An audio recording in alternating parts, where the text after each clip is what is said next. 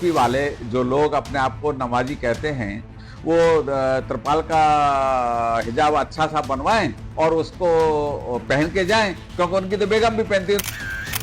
वाह रघुराज जी वाह, आपने अपने ज्ञान की गहराई से बता दिया कि आपको धर्म, समाज और राजनीति की कितनी गहरी समझ है। बेकार ही पुलिस और सरकार होली और जुमे के एक दिन होने से परेशान थे।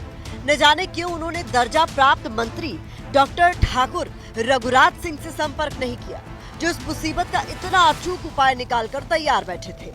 देखिए, इस विषय में कुछ कहना नहीं है। मेरी एक सलाह है मुस्लिम पंथ से, क्योंकि वो धर्म नहीं है, पंथ है।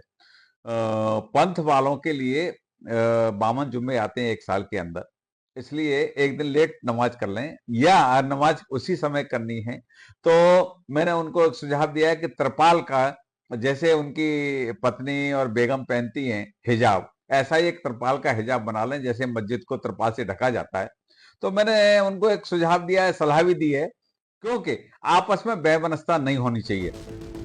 माननीय मंत्री जी ने होली और जुमे पर भाईचारा कायम रखने के लिए जो सलाह दी है, इसके लिए ये देश सदियों तक इनका आभारी रहेगा। लेकिन सुरक्षा को लेकर मंत्री जी का होमवर्क सिर्फ इतना भर नहीं है, बल्कि वो रंग फेंकने का पूरा अंक गणित तैयार करके बैठे हैं। भरोसा न हो तो खुद सुन लीजिए। मेरा सुझाव उनके लिए है, त्रिपाल का हिजाब टोपी वाले जो लोग अपने आप को नमाजी कहते हैं वो त्रिपाल का हिजाब अच्छा सा बनवाएं और उसको पहन के जाएं, क्योंकि उनकी तो बेगम भी पहनती है, तो उन्हें पहनने में कोई बुराई भी नहीं है, उनकी टोपी गीली नहीं होगी। हम ये नहीं कह सकते कि रंग 20 मीटर तक डालो, 25 मीटर तक डालो, यानी 60 मीटर नहीं जाएगा, ऐसा हो नहीं सकता, संभव नहीं है, प्रैक्टिकल नहीं है। और जिनको रंग से ऐतराज है वो इस सब काम को करो, जिनको नहीं है ऐतराज उनका स्वागत है। समझे आप, यूं ही नहीं रघुराज सिंह जी को दर्जा प्राप्त मंत्री बनाया गया है, बल्कि उनकी काबिलियत देखकर उन्हें यह पद मिला है, क्योंकि धर्म और पंथ पर मंत्री जी को असीमित ज्ञान है। 2200 साल पहले क्रिश्चियन पंथ बना और 1450 साल पहले इस्लाम की स्थापना हुई। अनादिकाल से हमें, जब से ब्रह्मांड की रचना हुई है तब से हम हैं। माना मंत्री जी कि धर्म और पंथ को लेकर आपकी सारी बातें सही है, लेकिन ये देश धर्म से चलेगा या संविधान से चलेगा? क्योंकि आपने संविधान की शपथ ली है, तो त्रिपाल का हिजाब बनाकर पहनने की सलाह क्या मुस्लिमों का मजाक उड़ाना नहीं है?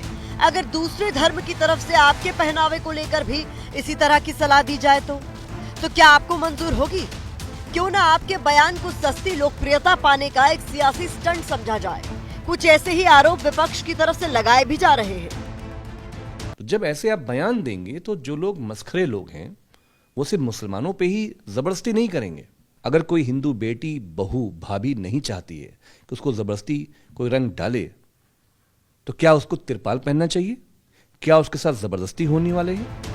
साफ है कि रघुराज सिंह जी खुद पर हिंदुत्व वाला रंग चढ़ाना चाहते हैं। इसी कोशिश में वो ऐसे बयान दे रहे हैं, लेकिन सच्चाई ये है कि ये बयान सिर्फ देश को बांटने का काम करेंगे, इसके अलावा और कुछ भी नहीं।